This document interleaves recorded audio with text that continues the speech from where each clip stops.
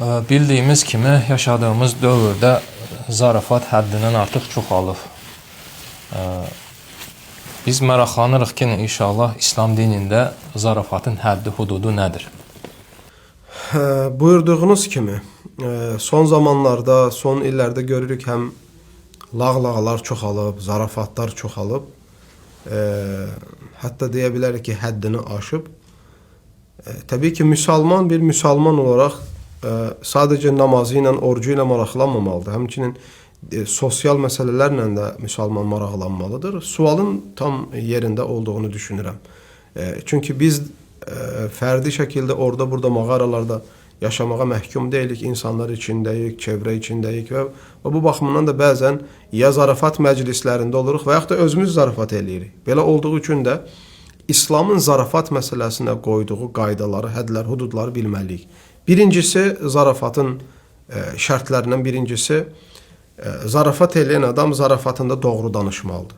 Yalan danışmamalıdır. Peyğəmbər s.ə.v buyurur ki, vay olsun o insana ki, yalan danışır başqalarını güldürmək üçün. Vay nə deməkdir? Vay, cəhənnəmdə bir dərənin adıdır. Necə ki, təfsir alimləri, hədis alimləri bunu izah edir. İkinci şərt nədir? Sən zarafat eləyərkən, zarafatdır deyib kimisə alçaqlamamalısan. Kimisə alçaqlamamalısan, kimisə ələ salmamalısan, kimisə küçümsəməməlisən. Allah Teala Quran-ı Kərimdə buyurur: "Ya eyyuhellezine amenu la yaskhar qawmun min qawm." Ey iman gətirənlər, sizdən bir qavm başqa bir qavmu ələ salmasın, küçümsəməsin və onu alçaltmasın. Üçüncü şərt nədir?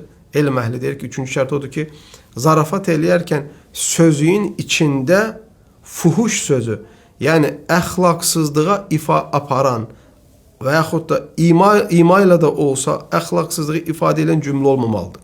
Peyğəmbər s.ə.v səhih hədisdə buyurur ki, mömin, əsl müsəlman o kəsdir ki, dili ilə pis söz danışmaz.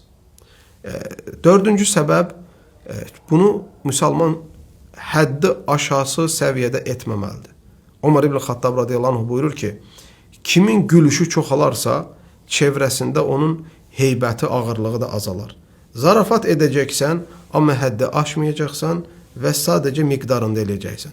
Şərtlərdən biri, zarafat edərkən bir müsəlmanın qorxmağına vəsilə olmamalısan. Bugün biz bəzən YouTube'da, Facebook'da qarşımıza çıxır ki, bəzilərlə zarafat adı ilə elə zarafat eləyir ki, onun həyatını təhlükə ata bilir. Məsələn, mənim gördüklərimdən biri, bir adam kravatın üstündə, çarpayının üstündə uzanıb yatır.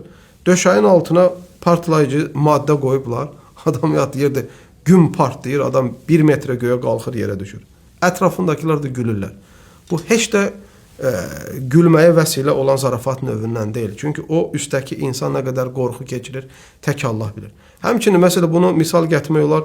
Bəzən görürsən, birini yuxarıdan itirlər, aşağı yıxırlar, birinin başı dəyir, burnu qanır, hətta bəlkə qolu sınır, sonra qəhqəhə çəkib gülürlər. Bu da doğru deyil.